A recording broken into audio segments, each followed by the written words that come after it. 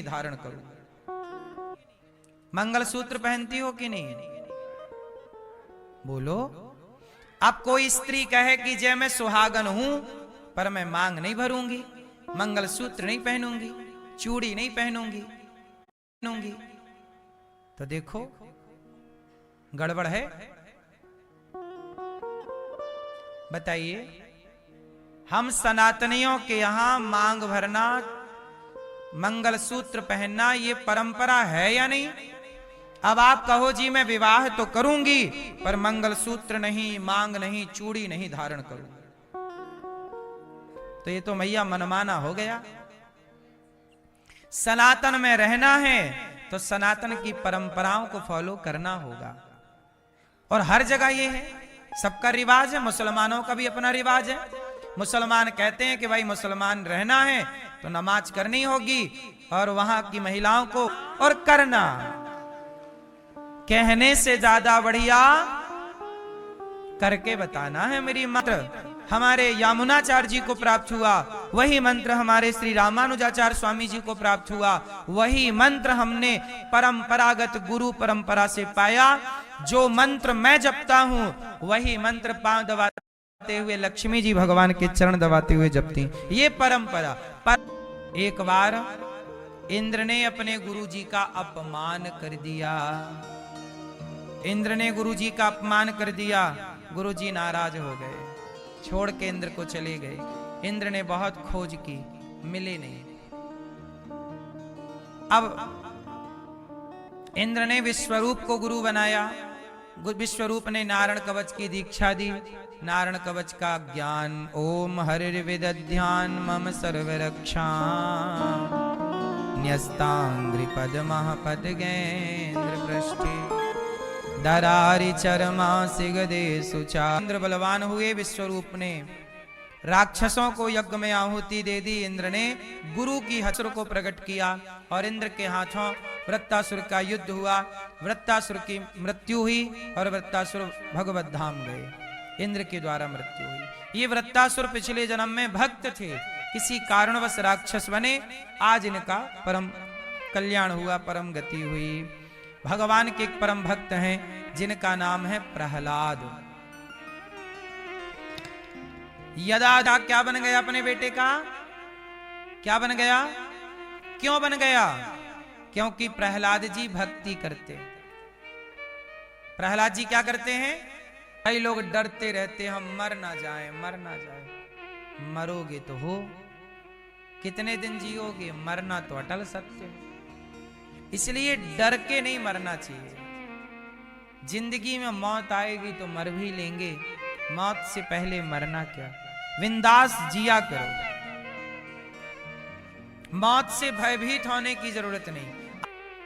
बोलो। ऐसी आग लगी उस प्लेन में कि लोहा भी पिघल गया, इतना भयंकर आग थी। शरीर सबके जल गए, पहचाने नहीं आए कि किसकी बॉडी कौन है। सब जल गए, लोहा तक जल गया, इतना ताप था। ऐसा लगा कि ज्वालामुखी फट गया हो। लेकिन एक बच गया, और ऐसा बचा कि हल्की फुल्की खरोंची आई और ज्यादा कहां, एक हड्डी भी नहीं टूटी, इतने ऊपर से गिरा। तो ये सिद्ध हो गया ना कि जिसकी मौत आएगी वो मरेगा, और जिसको बचाने वाले भगवान है वो कहीं से भी गिरे, मौत नहीं है तो वो नहीं मरेगा। इसलिए मौत होगी तो मर ही जाओगे, नहीं होगी तो कोई मार नहीं सकता। ये बात सही है कि झूठी है? इसलिए डरना नहीं है, बिंदास जीवन को जीना है, भगवान के भरोसे रहना है, आश्रित भगवान के रहना है। समय अब तो मरेगा। संध्या बोला ना अस्त्र से मरू ना शस्त्र से। भगवान बोले ना मैं अस्त्र से मारूंगा ना शस्त्र से, ये बड़े बड़े नाखून मैंने तेरे लिए बढ़ाए। बोला 12 महीने में किसी महीने नहीं मरूंगा। भगवान बोले 13वां महीना चल रहा है, पुरुषोत्तम महीना, अब तो मरेगा। बोला अभी भी नहीं मरूंगा। क्यों? ब्रह्मा के बनाए किसी व्यक्ति से नहीं मरूं। भगवान बोले ब्रह्मा हमें नहीं बनाते, हम ब्रह्मा को बनाते हैं, अब तो मरेगा। कितना चतुर था हिरण्यकश्यपु, ऐसे वरदान मांगा था कि मानो अमर हो गया। डायरेक्ट तो बोल नहीं सकते ना ब्रह्मा जी कि तू अमर है, या कोई वरदान, क्योंकि इस धरती पे कोई अमर नहीं है। पर उसने ऐसी चतुराई से मांगा कि वो अमर ही हो। अब सोचो, ये मांग लिया कि 12 महीने में किसी महीने नहीं मरूं। अब लो, न ऊपर मरू, न नीचे, न अंदर मरू, न बाहर, न अस्त्र से न शस्त्र से, ब्रह्मा के बनाए किसी व्यक्ति, किसी जीव, किसी जंतु से नहीं मरू। अब बताओ, सबको ब्रह्मा ही बनाते हैं, अब बताओ कैसे मरेगा। फिर भी मरा मैया, किसी से ना मरने वाला हिरण्यकश्यपु भी मर गया। इसलिए अमर होने के ख्वाब ना देखिएगा, फटाफट अपने मरने की तैयारी पे लगिएगा। जितना अधिक माला जप सकते हैं, चिंतन कर सकते हैं, ईश्वर का भजन कर सकते हैं, यही तैयारी है। भगवान का चिंतन करो, भगवान का भजन साथ देगा। इस धरा में कितना भी हम कमा लें, कुछ भी कर लें, सबको सब छोड़ के चले गए। सही है कि नहीं? अच्छा एक बात बताओ, जब आप किसी को मरते देखते हैं, किसी के मरने पे जाते हैं, तो आपको नहीं लगता कि यार अपन भी ऐसे एक दिन चले जाएंगे? फिर भी आप लड़ाई झगड़ा करती ही रहती हो मैया। ये नहीं कि प्रेम से रहो, मर तो जाना है, कि चली गई। समुद्र मंथन में सबसे पहले क्या निकला? क्या निकला था? जहर, विष। वो जहर किसने पिया? याद रखना, समुद्र मंथन में सबसे पहले क्या निकला? जहर। आप जीवन में कोई भी काम करोगे तो सबसे पहले उसमें जहर निकलेगा। मतलब कोई भी काम करोगे पहले असफलता का जहर होगा, लेकिन मंथन करते रहो तो आखिरी में अमृत भी निकलता है। आज असफलता मिली है तो प्रयास करते रहिए, कार्य करते रहिए, कल सफलता भी। असफलता जहर है और सफलता अमृत है। अमृत तक पहुंचने के लिए जहर से गुजरना पड़ेगा। आप लोग ना जीवन में तनिक कष्ट पाकर, तनिक असफल होकर परेशान हो जाते हैं। कोई बात नहीं, आज हम असफल हो गए, आज हम हार गए, कल फिर नए उत्साह के साथ जीवन जीतने की। जीवन एक जंग है, हर दिन आपको लड़ना है। आप लोग परेशान को तोड़ना नहीं है। राम जी सीता जी के आगे खड़े हैं। सीता जी आई। अच्छा, राम जी ने धनुष तोड़ा। धनुष किसका प्रतीक होता है? अभिमान का। विवाह करने से पहले राम जी ने क्या तोड़ दिया? धनुष। मानो आपके लिए मैसेज है कि आप लोग भी विवाह करना तो विवाह से पहले अपने अभिमान का धनुष तोड़ दो, क्योंकि घमंड यदि है तो विवाह टिकेगा नहीं। रिश्तों में समर्पण चाहिए, अभिमान नहीं। और आजकल सच बताओ, रिश्ते क्यों टूटते हैं? अपना पर्सनल ईगो, अपना अभिमान, अपना एटीट्यूड के मैं क्यों झुकूं, मैं क्यों, मैं ही क्यों। यदि मैं का अभिमान पाल रखे हो तो रिश्ते नहीं चलेंगे। इसलिए पहले इस अभिमान के धनुष को तोड़ दो, फिर विवाह करो तो विवाह चलेगा लंबा, आखिरी सांस तक। और यदि अभिमान लिए बैठे हो, आजकल लड़का लड़की का तलाक क्यों हो जाता है विवाह के बाद? अभिमान है ना, मैं भी कम कमाती हूँ क्या, मैं भी कम कमाता हूँ क्या, मैं क्यों झुकूं, मैं तुम्हारी दो बात क्यों सुनूं। रिश्तों में दो बात सुननी पड़ती है। ये संस्कार माँ बाप ने बच्चों को दिए नहीं तो बच्चों को सुनना आता नहीं है। इसलिए दो बात सुनना सीख लो। रिश्ते चलाने हैं तो, नहीं चलाने तो कोई बात नहीं, बिंदास रहो, तलाक वलाक देते रहो। एक को दो, दूसरा भी नहीं झुके तो उसे भी दो। ऐसे चल, जिंदगी में 8-10 क्या दिक्कत है? और निभाना है तो झुको, नहीं निभाना तो कोई जरूरत नहीं। क्यों? झुकने का नहीं, झुकने का नहीं। कौन नहीं झुकेगा साला?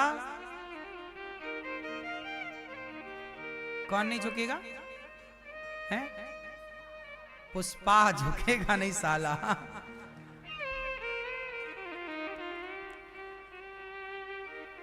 नहीं झुकेगा तो टूटेगा साला, झुकेगा तो रहेगा। बाल्टी कुएं में उतरती है तो झुकती है, तो भरती है, नहीं झुकेगी तो जो झुकता वही है जिसमें जान होती है। अकड़ खास मुर्दे की पहचान होती है। अकड़ क्यों? अकड़ किस बात की प्यारे, ये सर फिर भी झुकाना है। अकड़ में ही रिश्ते टूटते हैं, इसलिए नम्र रहो। राम जी ने विवाह किया, सीता मैया आई, श्रुति कीर्ति मैया से है गयो ब्याह चारों भाइयों का। अब विवाह के बाद है गई का भाई विदाई भाई। और जब विदाई हुई तो जनक जी के पांव में दशरथ जी गिर गए। दशरथ जी ने प्रणाम किया जनक जी को। अच्छा, आज के परंपरा में कौन किसे प्रणाम करता है? लड़की का पिता लड़के के पिता को प्रणाम करता है। लेकिन यहां उल्टा हुआ, जनक जी को दशरथ जी ने प्रणाम किया। क्यों?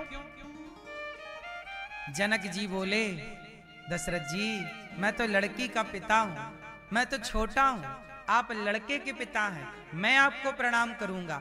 आप दशरथ जी हैं, आप मेरे दामाद के पिता हैं, मेरे समधी हैं, आप मुझे क्यों प्रणाम कर रहे हैं? दशरथ जी बोले, जनक जी ये बताओ कि देने वाला बड़ा होता है कि लेने वाला? कौन बड़ा? कौन बड़ा? देने वाला। तो लड़की का पिता देने वाला है कि लड़के का पिता देने वाला है? लड़की का पिता देता है अपनी बेटी, जिसे कन्यादान कहते हैं। लड़की का पिता देता ही देता है और लेता है लड़के का पिता। तो लेने वाला छोटा है तो छोटा ही तो बड़े के पांव छुएगा।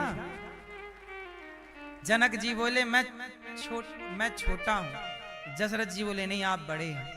देखो रिश्ते कैसे चलते हैं। रिश्ते ऐसे नहीं चलते कि मैं छोटा हूं आप बड़े हैं, आप बड़े हैं मैं छोटा। नहीं, रिश्ते में कभी किसी को ये ना लगने दो कि वो छोटा है। सदा ये भाव प्रकट रखो कि नहीं जी हम सब बराबर हैं, एक है। दशरथ जी ने उन्हें प्रणाम किया तो उन्होंने दशरथ जी को प्रणाम किया। सच्चाई यही है। समधी समधी दोनों गले मिले, एक दूसरे को प्रणाम कर सकते हैं। अब वो तो अकड़ है ना कि मैं तो लड़के का बाप हूं। आजकल रिश्ते भी कहां रह गए। आजकल तो देखो सौदा है। आजकल समधी नहीं होता। पैसा है, मेरा लड़का, बाजार में बोली लगती है। लड़के का बाप बोलता है 10 लाख 20 लाख, जो दे दे वो आ जाए। तो आपने बेटे का विवाह नहीं किया, बेटे को बेचा है, तो बहू ने खरीदा है, फिर काहे कहती हो कि बहू सेवा नहीं करती? वो बहू थोड़ी है, उसने तो तुम्हारे छोरे को 10 लाख में खरीद लिया। चल अब मेरे साथ मेरे पीछे पीछे चलना मेरे गधे, चल, चल, चल। खरीदा हुआ गधा है। और तुम काहे रोती हो मैया, तुमने ही तो बेच दिया अपने छोरे को 10 लाख में। तुम्हें भी तो सब्र नहीं रहा, रुपया चाहिए थे रुपया, अब रखो रुपया। और अब मत कहना बहू पाँव नहीं दबाती सेवा नहीं करती। उसने तुम्हारे छोरे को खरीदा है। तुम बिकाऊ माँ बाप हो जिसने अपनी औलाद बेच दी और बाद में रोते हो। इसलिए दहेज मांगना सबसे बड़ी मूर्खता है। तुमने बेटे को योग्यता दी होती तो किसी के आगे मांगना ना पड़ता। अपने बेटों को बेटियों को योग्य बनाओ, इतना योग्य बनाओ कि किसी के आगे हाथ पसारने की जरूरत ना पड़े। मांगे से व्यक्ति छोटा होता है। मैं क्यों किसी से मांगूं कि भाई मुझे 10 लाख दे दो? बोलो ना मेरी माँ। इसलिए आजकल ना दामादों पर ज्यादा सास ससुर का ही अधिकार ज्यादा दिखता है, क्योंकि उन्होंने खरीदा है। अब वो नचा रहे हैं जैसे नचाएं बैल को, नाचेगा। अब बाद में मैया रोती हो छोरा सेवा नहीं करता, शादी के बाद तो बदल गया बेटा। क्यों ना बदल जाए, जो रुपया देगा उस तरफ ना जाएगा।